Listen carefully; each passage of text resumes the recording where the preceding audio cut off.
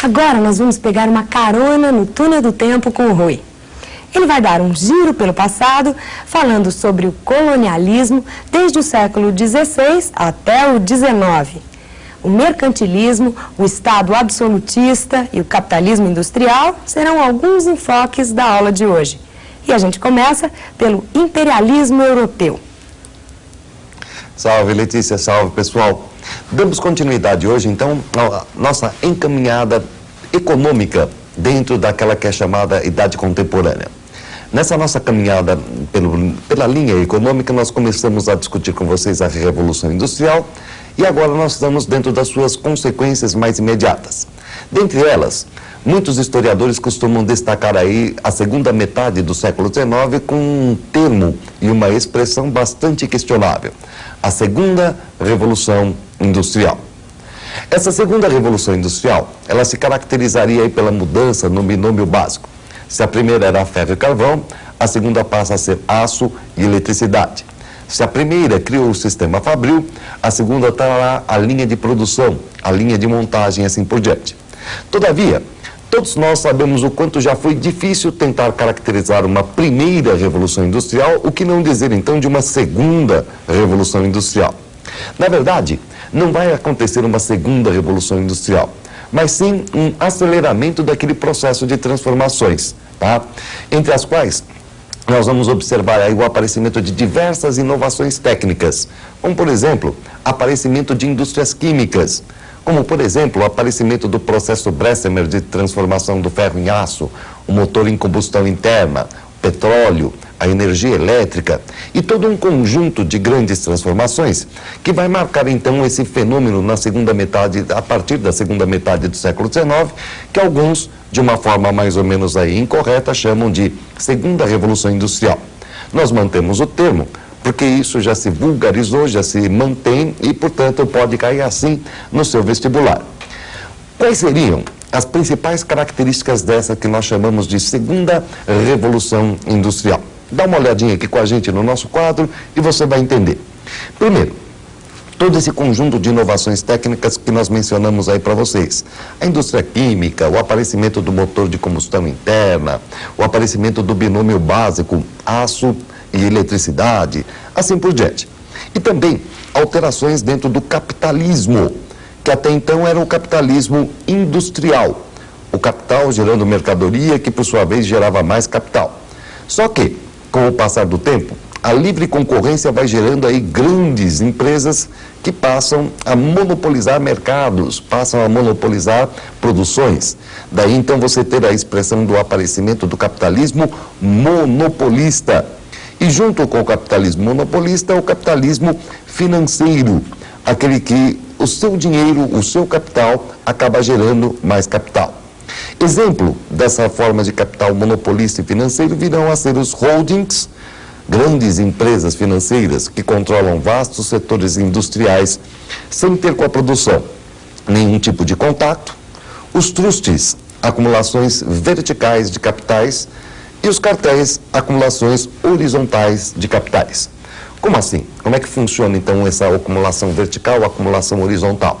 É o seguinte: o trust é aquele tipo de empresa que possuía desde a fonte da matéria-prima, tá? Portanto, desde a fazenda lá que produzia, vamos supor, pepino ou qualquer outra coisa, até a colocação do seu produto já industrializado no mercado. Ele possui todas as etapas do processo produtivo, montando por aí uma acumulação vertical de capital. Por isso mesmo, então, o trust, desde a matéria-prima até a colocação do produto final no mercado. Já o cartel é a acumulação horizontal, ou seja, que monopoliza apenas uma etapa do processo produtivo. Vamos supor que fabricar latinhas de alumínio fosse um segredo industrial, conhecido por 3 fabricantes. Esses 3 fabricantes não entram em livre concorrência, porque se tratar de segredo industrial, e, portanto, se um deles perder, ele simplesmente vende o segredo para o trust ou para a grande empresa. E, segundo, se agrupam e montam, portanto, um cartel, uma acumulação horizontal. Por quê? Porque eles estão apenas segurando uma etapa do processo produtivo, são donos aí desse segredo industrial. Pois bem, Nós sabemos que a partir desse processo de segunda revolução industrial ou de evolução a partir da segunda metade do século XIX, você tem aí o crescimento vertiginoso da produção. Esse crescimento vertiginoso da produção traz um conjunto de consequências que podem ser notadas no crescimento da produção e, paralelamente, o início da ausência de mercados para absorção desse tipo de nova produção. Ora, no momento em que você tem um pátio cheio de mercadoria e não consegue vender, você sabe quais exatamente as medidas que se começam a tomar. Férias coletivas, você começa a mandar os empregados embora, redução de salário e vai aumentando a crise cada vez mais. Essa é a principal contradição do capitalismo. E como é que ele consegue escapar dessa contradição?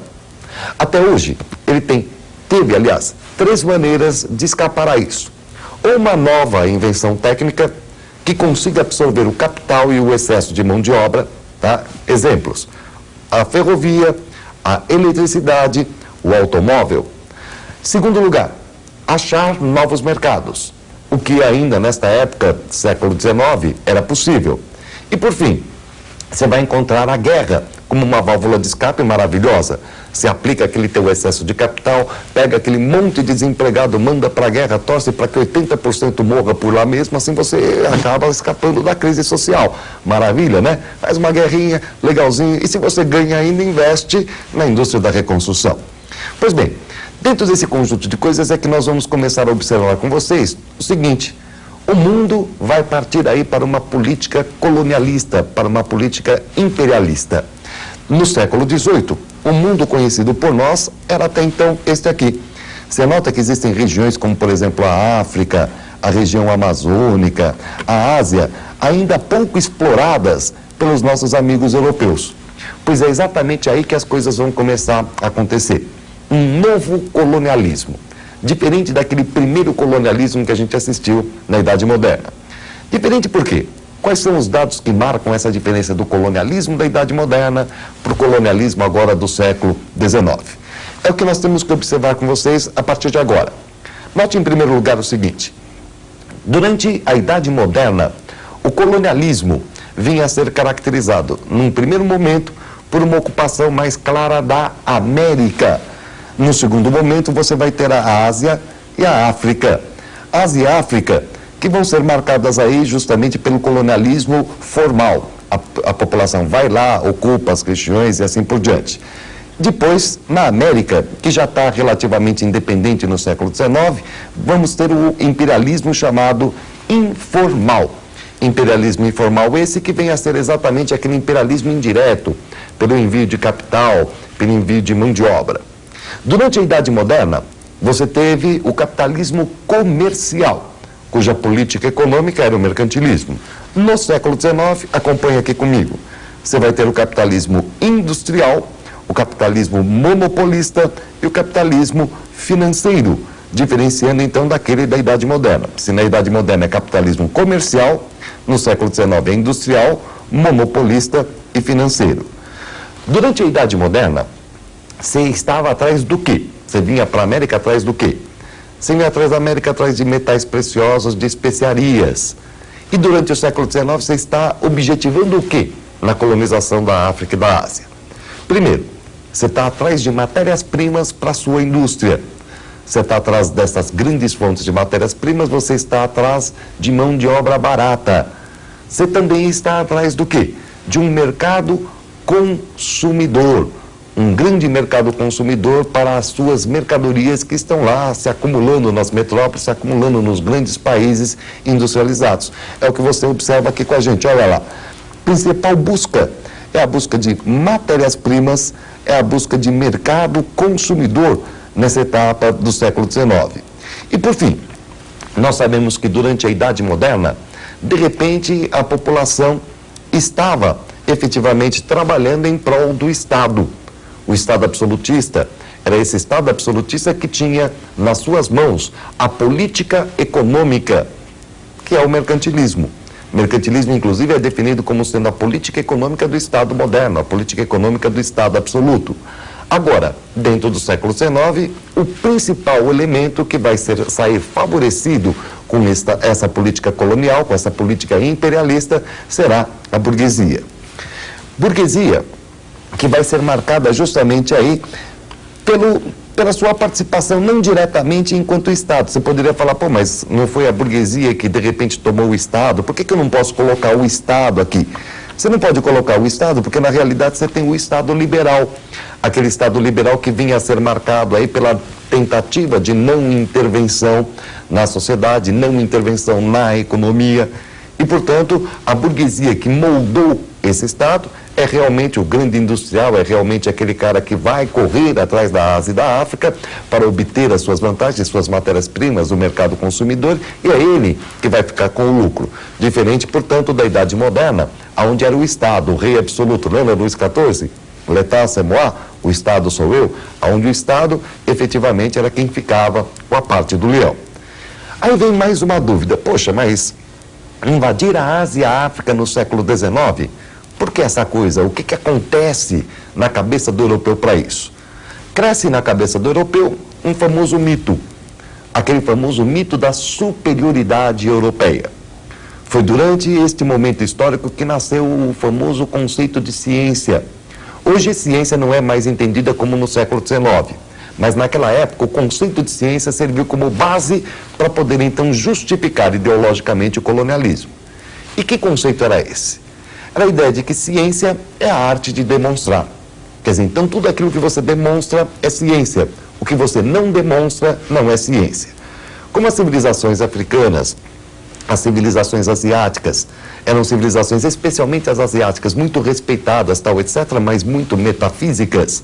Agora, com esse conceito de ciência, de que ciência é aquilo que você demonstra, aquilo que você demonstra, não demonstra, aliás, não vem a ser ciência, dá ao europeu a ideia de que a sua civilização é a melhor, é a mais desenvolvida. E a partir daí, desta superioridade, dessa pretensa superioridade da civilização europeia, eles desculpam a chegada na Ásia e África.